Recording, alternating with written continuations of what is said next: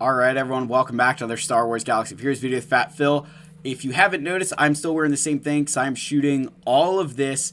It is currently 12:57 a.m. So yeah guys, I'm just going right into this thing, breaking it up into parts for you guys to release over vacation. Again, I love all you. This is part 5 of the Relic Farming Guide, and we're going to be talking about the two most criminal conversion rate pieces in this game. We're talking about impulse detectors. We're talking about Gera keypads. These are both under investigation from the Geneva Conventions for war crimes on how horrible the conversion rates are. We're going to get into that, show you guys how you can farm these pieces, show you some of the tips and tricks that I use to ensure that I don't ever run out of these things, which is almost impossible since I never really equip them. But anyway, let's get into this video. First and foremost, huge shout out to my channel members. I'm not showing the title cards just to not alienate future members, as I want this guide to be a very long lasting thing. And we are, though, going to praise our king, Wampa. If we want to see Wampa hit Relic 9, we need to hit 10,000 subscribers. So make sure you guys smash that subscribe button. Leave your likes. Leave your comments.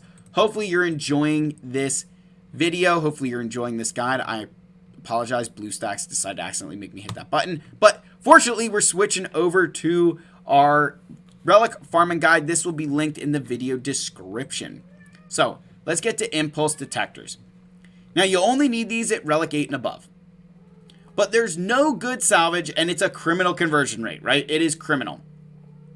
Now, look, the Fat Phil recommendation, while not popular, pretend these don't exist unless you're working on a requirement. Utilize everything you can to build stock for these for later farms. One of the biggest mistakes I see players make. I say this all the time. I always tell you, remember, you can always add relic levels. You can't take them off. So many guys, they get their first Galactic Legend and they immediately take them to Relic 8. And I just sit there and I cringe. Because one, it's like, well, do you really need a Relic 8 Galactic Legend at 3 million Galactic Power? Like, no, you don't. Right? There's not enough guys that are going to counter that thing. Like, you don't need that. But they then start working on their next farm. And they're like, oh my gosh, I don't have any relics, and I'm so out of signal data. And I'm like, well, you spent all this stuff trying to get, your Supreme Leader Kylo Ren to Relic 8. Like, no wonder you don't have anything left. So pretend these don't exist. Right? That's the best advice I have for you.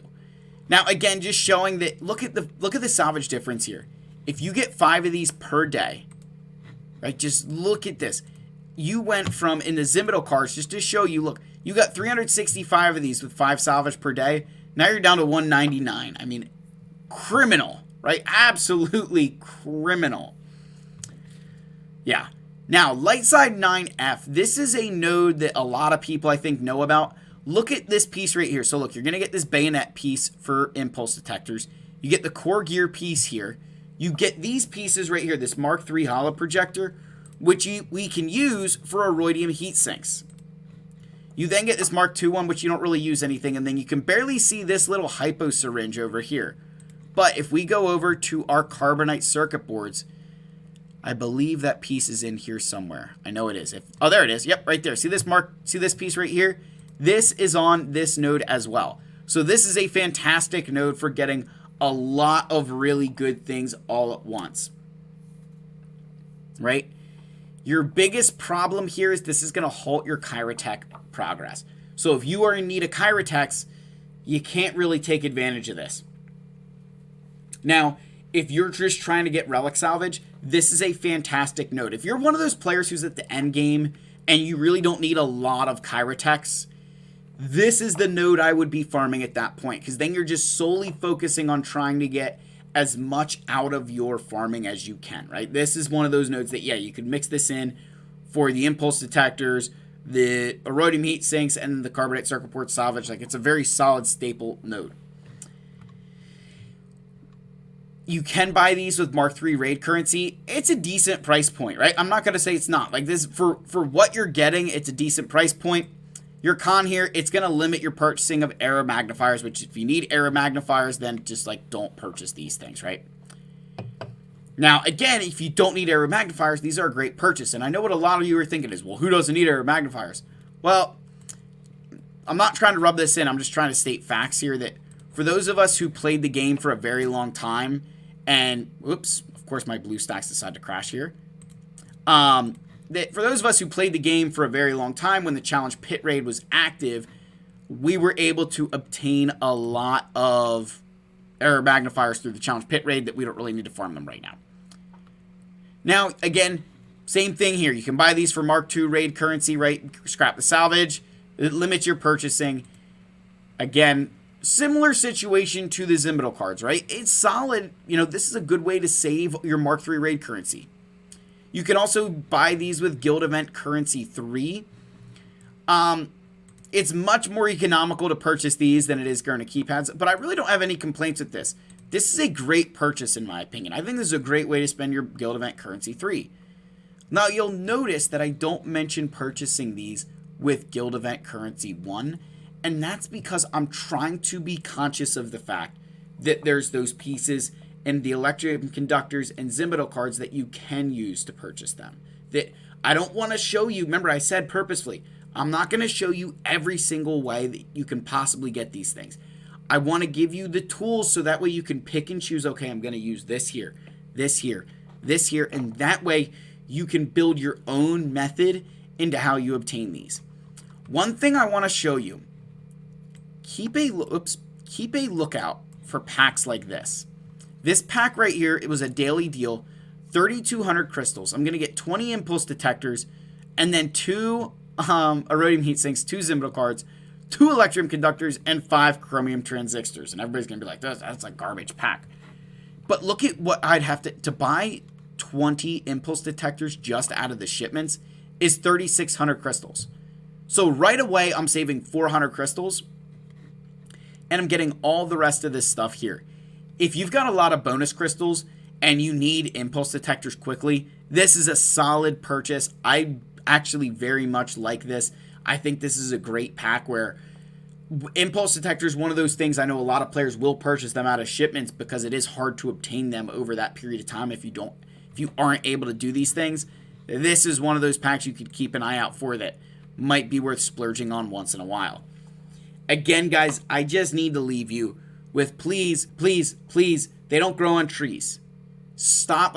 Nothing grinds my gears more than seeing somebody get their first Galactic Legend and they're like Relic 8 right away, and I just want to bang my head against a wall. You cannot afford to spend these like you have a lot of them because you won't. Now, let's move over to Gera keypads. Now, Gera keypads are only needed at Relic 9, right? And I say and above in the case that we get Relic 10 like tomorrow. Conversion rate is being investigated by the Geneva Convention for War Crimes. That is facts. B, conversion rate here is bloody terrible. Bloody terrible. Putting British emphasis on that. Pretend these don't exist unless you're working on a crime. In my opinion, the currency salvage is the best option until you're earning arrows and droid brains in territory wars, right? I think that you've got to use the salvage, I think, here. It sounds horrible, but I honestly think it's your best bet. That you use the currency salvage is your best option here. Those are the only pieces that you can craft in for these.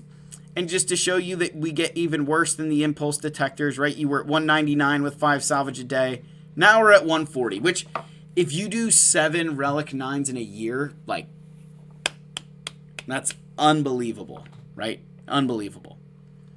Now, the good news here is that you can farm these on the Fleet Node 2E here. This piece right here. This Fusion Furnace, if you're going to be farming the salvage alone, I would only farm this node because there is carbonite circuit board salvage on this node as well. Again, it is going to take a while to notice the benefit on both of those accounts. But if you need that Gera to salvage a lot, this is a great way to offset that, right? That you get these, it helps you get carbonite circuit boards. You've got Mark III raid currency that you can purchase. It's going to save you crystals, but it limits your purchasing of error magnifiers.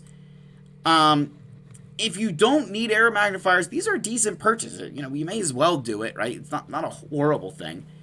Again, Mark II raid currency, just showing that you can purchase these things.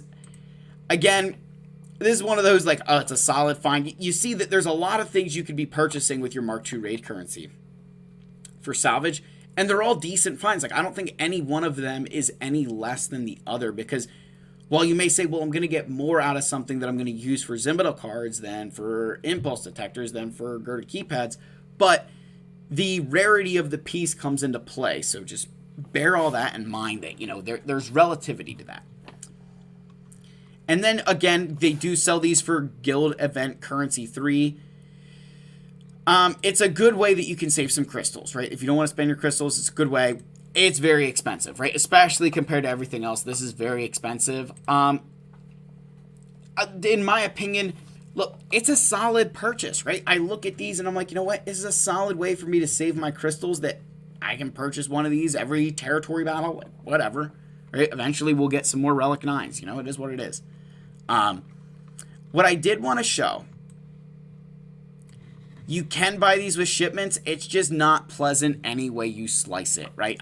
This is one of those pieces that I think players start entering into that. Should I just buy this? I mean, it is 5,000 crystals for 20 of these. Like, it's a lot of crystals to pour out there. So just something I wanted to show you that, yeah, it's not a pleasant experience any way you slice it with Gera keypads. Just one of those that, yeah, you know what? It's not fun. Of course, my BlueStacks is not loaded yet. I don't know why it's not loaded. Probably because it hates me. Let's see if I can get in now. Of course not. So we're going to end it here, guys. Hopefully, again, that this is another one that is helpful to you. I think with these pieces, unfortunately, there's not really tricks to the trade. You know, it sucks. They suck. They're not fun. But with the proper strategy, and as you guys saw, like, you're just going to kind of mix and match. I think the best way to with these ones is you're mixing and matching that Mark II, Mark III, you know, Guild Event Currency 3 to kind of find the balance for all these later stage pieces. And I think if you can do that successfully, you're going to be a really good player in Galaxy of Heroes. And finally, I'll leave it with this. With Gera keypads and, you know, your impulse detectors, if you even just do, like, even if you're like, oh my gosh, I feel like I'm never going to buy those for the salvage, if you just pretend that these don't exist unless you're working on a requirement for a while, you're going to do even better. That's what I'm going to leave with. Stop using these like they grow on trees. These are something you only want to use when you're working on requirements. Otherwise, I think you're going to end up putting yourself in a hole you're not going to be able to dig yourself out of. There's the video. Let me know your thoughts down below. Like, subscribe, comment. I love all you. May the force be with you, and I will see you guys in the next video. Cheers.